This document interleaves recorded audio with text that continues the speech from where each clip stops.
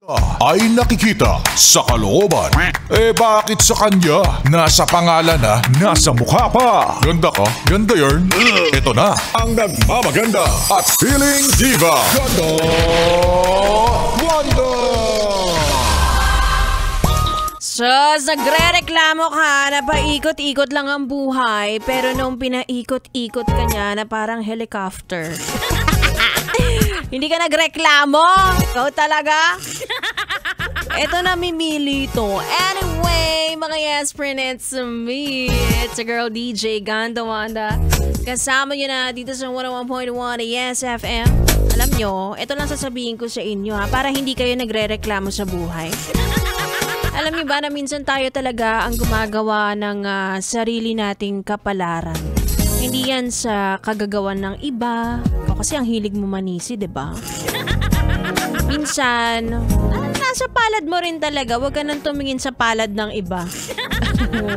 Diba? Kung anong mangyayari sa atin sa mga susunod na araw, buwan, taon, minsan tayo rin ang may gawa niyan, diba? Kaya yung mga simpleng desisyon natin sa buhay, may epekto yan na hindi mo pa nalalaman. Wala ka kasing alam.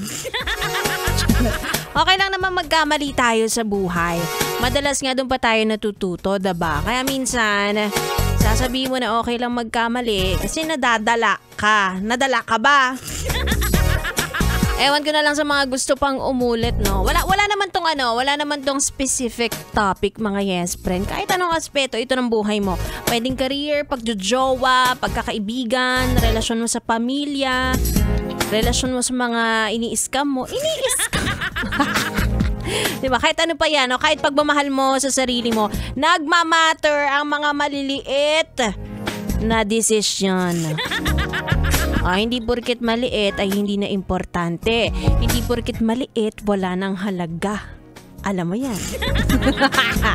Diba? Alam mo, may tawag dyan yung mga Gen Z. Sabi nila yung ano daw yan?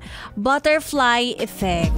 Basically, ang ng idea nun mga yes friend, ay kung hindi mo to ginawa noon, hindi to mangyayari ngayon.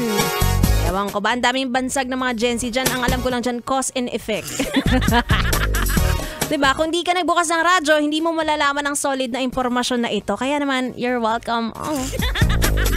Anyway, mga yes friend, eto na nga, ituloy muna natin ang ating tugtugan dahil kasama yun ako hanggang alas 9 ng gabi. Hanggang matapos ang October. Sige na.